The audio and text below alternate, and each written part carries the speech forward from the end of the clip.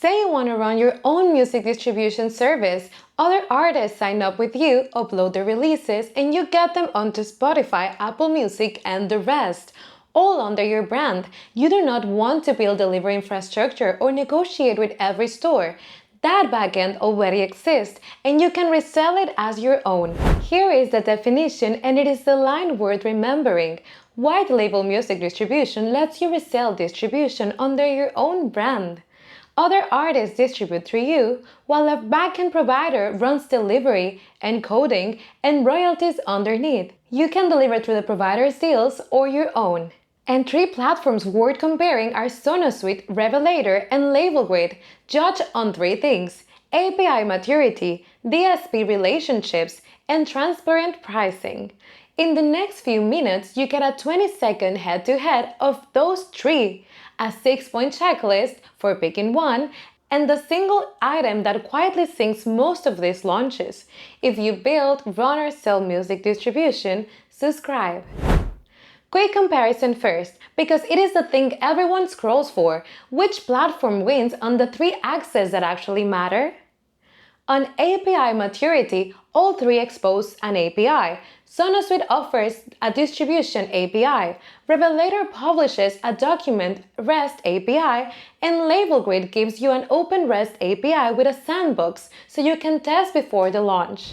On DSP's relationship, all 3 are Spotify preferred providers in the delivery platform category, with Revelator listed across multiple categories. LabelGrid also supports Merlin members and direct SOVO deals. On transparent pricing, Revelator has a publicly referenced starting price. LabelGrid publishes its pricing on its pricing page, and SonoSuite quotes custom pricing privately.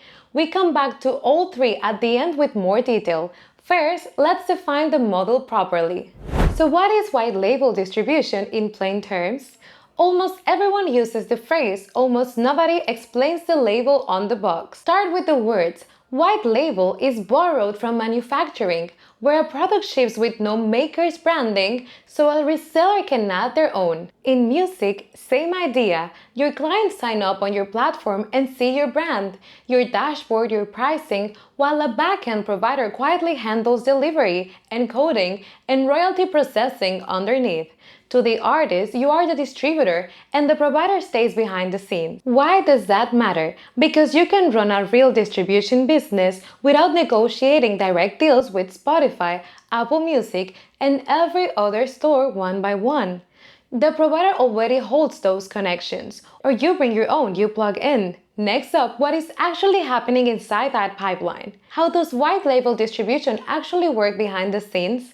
More than you would think, and most of it is the expensive part. The provider runs the delivery pipeline, metadata validation, audio transcoding, DDX feed generation, and DSP ingestion, with royalty reporting and reconciliation downstream. Your brand sits on top, the pipeline does the heavy lifting. There are 2 common setups. One, a branded platform the provider hosts and skins with your logo and domain. 2, an API integration where you build your own product and call the provider's distribution endpoints behind the scene. Why rent pipeline instead of building it? Follow the money. Streaming is 69.6% of global recorded music revenue. Paid subscriptions alone are 52.4%, and global recorded music revenue grew 6.4% year-over-year per IFPI. Reliable standards compliant feed into those platforms is the core of the product, and it is exactly the part you would rather rent than build from zero. Next, how this differs from a normal distributor and who actually needs it. Here is the question that decides everything. Whose name does the artist actually sign up with? Standard distribution puts the distributor's brand in front of the artist. White label puts your brand in front and keeps the providers invisible. That one difference decides who signs up with whom, who sets pricing, and who accounts royalties to the artist. With standard, the distributor owns the relationship. With white label, you do, and the provider reconciles the royalties upstream. Who needs it? More businesses than you would think. Labels, artist managements, and publishers that want to offer distribution to the artists they serve under their own brand. Distributors and promotional agencies building a branded service who launch on a provider's existing network instead of every DSP contract, and software companies adding distribution who embed delivery through an API. Really, any business that serves artists and wants distribution under its own name next to the services it already offers. The tailwind is real here. Media estimated that independent labels and artists held 46.7% of the recorded music market on an ownership basis in 2023, and a growing share of that market runs on its own brand. Quick gut check. If you just need your own music live on streaming, standard is simpler. If distribution itself is the product you sell, white label is the model. Our reseller is squarely in the second camp. Next, the 6 things to check before you pay anyone. How do you choose a white label provider without getting burned? Run every option through the 6-point checklist. One missing item can sink the plan. 6 things. 1. An open REST API with a sandbox so you can automate ingestion and test before launch. No sandbox is a sign of immature tooling. 2. Transparent published pricing so you can model margins without a sales call. 3. DDX compliance. ERN 3.8.2 and the 4.3 versions are the standard for metadata exchange with DSPs, and reliable feed generation matters more than consortium membership.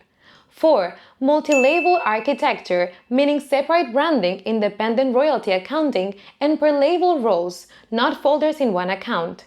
5. Automated royalty splits, so reconciliation and collaborator payouts run for you. 6. DSP relationship quality, where preferred provider status, especially with Spotify, is a strong signal. Still verify delivery timelines and support. Notice how this maps took the comparison from the top. 3 axes for a quick head-to-head, 6 checks when you bet one provider in depth. Same idea, different zoom. Then the launch path, 6 steps. Define your offer, shortlist providers, test in a sandbox, brand the experience, set up royalty accounting to match what the provider reconciles upstream, then go live and monitor. Remember, the item I promised would sync most launches, it is the 3rd step. The sandbox is where API maturity actually shows. It separates a platform that demos well from one that holds up when you push real releases through it. Do not skip it. Next, where the 3 platforms actually land. So which platform should you actually pick? Let's name the space plainly. That is more useful than a sales pitch. All 3 are white label B2B platforms. SonoSuite offers white label as its core product with pricing quoted privately and tailored to your catalog. Revelator publishes a documented REST API with a starting price publicly referenced around $249 a month. LabelGrid gives you an open REST API with a sandbox, public docs, and published pricing, plus its own hosted white label platform if you would rather not build one. LabelGrid is also a Merlin member, like a number of distributors. Merlin is a global rights agency that represents roughly 15% of global recorded music market, and membership gives access to collectively negotiated terms. Where does LabelGrid fit for a distribution service like this? You can integrate 2 ways. Use LabelGrid's own white label platform with your logo and domain, or build your own product on the Open REST API and sandbox. Public docs live at api.labelgrid.com/docs/API with DDX 3.8.2 and 4.3.2 delivery. Automated royalty splits. One honest note, white label resale runs on LabelGrid's API plans, not the entry tier, so check the current numbers on the pricing page before you model your margins. The takeaway is simple. White label distribution turns DSP delivery into infrastructure you resell under your own brand, and the decision comes down to how much of the stack you want to own. What is white label music distribution in simple terms? A way to resell distribution under your own brand. A backend provider delivers to the platforms while your clients see your brand. How is it different from a standard distributor? A standard distributor shows its own brand. White label keeps the provider invisible and shows yours. Do you need an API? Not always. Some providers host a provider's host, a branded platform you skin, and an API matters when you build your own front end or automate at scale. Is it worth it for a small operation? If you only need your own catalog live, standard is simpler. If you serve artists as a label, a management, a publisher, or an agency and want to distribute for them under your brand, white label is the model. Which platforms offer it? Several B2B providers including LabelGrid, Revelator, and SonoSuite. They differ on pricing, API maturity, DDX support, and DSP reach. Does it support royalty splits? Good providers automate processing and collaborator splits. LabelGrid includes automated royalty splits. Back to running your own distribution service. With white label, your clients distribute under your brand. You set pricing and own the relationship, and the delivery pipeline you would never want to build yourself just runs underneath. You now know what it is, who it is for, the 6 checks that matter, and the sandbox step that decides it.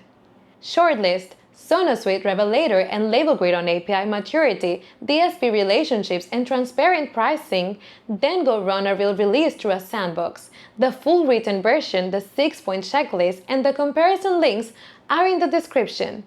Subscribe for a breakdown like this every week, and I will see you in our next video.